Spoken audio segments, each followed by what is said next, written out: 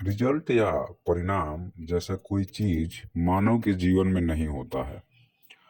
और जो गीता का अनुवाद किया गया है कि कर्म करो फल की इच्छा नहीं करो, यह बिल्कुल सत्य है कि हमें कर्म करना चाहिए, फल की इच्छा नहीं करना चाहिए या फल के लिए कर्म नहीं करना चाहिए।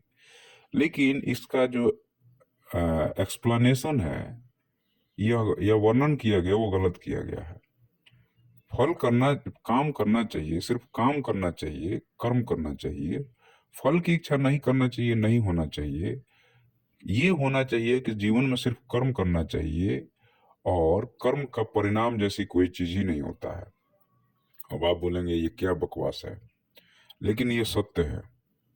अब उसको हम साबित करने की कोशिश करते हैं कुछ तर्क के द्वारा।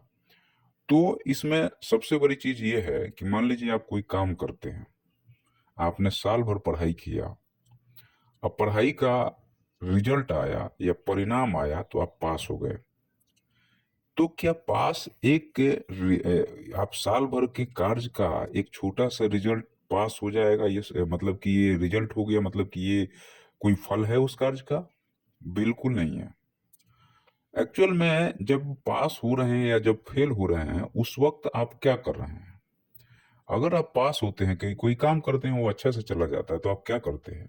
हंसते हैं, संबंधियों को बताते हैं, दोस्त यारों को बताते हैं कि देखो यार मैं पास हो गया। यह क्या है? यह भी तो एक तरह का कर्म ही है। यह फल कैसे हुआ, कोई हमें बताए, यह फल कैसे हुआ? तुम वह भी तो कर्म ही कर रहे हो। जीवन में बोलना से लेकर के जितने भी आप चीज कर रहे हो वह एक कर्म है। तो यह भी एक कर्म हुआ। उसको आप फल क्यों कह रहे हो? वो बिल्कुल धोखा है। इसीलिए गीता में कहा कि कार्य करो, फल की चिंता छोड़ दो। क्योंकि फल नाम की कोई चीज होती ही नहीं है। फल भी एक तरह का कार्य ही है। जैसे आप आज मान लीजिए कि हम आम लगाए हैं, 5 साल बाद में उसमें फल आया। तो आम क्या कर रहा है? आम अपना काम ही कर रहा है, वह जो है सो फल के रूप में निकाल रहा है, लेकिन वह भी तो काम ही है। तो फल नाम की कोई चीज होती ही नहीं है। अब इसमें एक चीज और आता है कि जो फल है वह बदलाव है। जैसे हम बोले कि समय नहीं होता है, वैसे ही फल नहीं होता है। क्योंकि समय और रिजल्ट के बीच में, या यूं कहें कि समय ही फल है या रिजल्ट ही परिणाम है। तो अब यहाँ पे बात ये आती है कि कोई अच्छे से पढ़ाई करेगा तो वो टॉप करेगा, तो उसका रिजल्ट या उस समय जो है वो दिखता है वहां पे कि वो जो है सो ऊर्जा का, कार्य का एकत्रित चीज आपको दिखा एक जगह, तो उसको आप रिजल्ट कह दिए। लेकिन उस समय पे आप क्या कर रहे थे? उस समय पे आप डांस कर रहे थे, अच्छा रिजल्ट आ गया। साल भर कोई काम किया, उसका रिजल्ट बुरा आया। तो साल भर एक समय है, उसका एक रिजल्ट बुरा आया। तो आप साल भर की गणना को, काम अच्छा है या बुरा है, उसको एक जगह ले आके आप बोल देते हो कि ये फल, उसने अच्छा कर्म नहीं किया इसलिए ये फल है। नहीं भाई, गलत है। उसके बाद वो उसका रिएक्शन भी तो होगा, कोई अस्थिर तो बैठ जाएगा नहीं कि उसको फल मिल गया। जैसे बुद्ध क्या बोलते, बुद्ध अस्थिर हो गए। उंगली माल से बुद्ध ने बोला कि मैं तो कब का रुक गया, तुम कब रुकोगे? क्या अर्थ निकलता है इसका?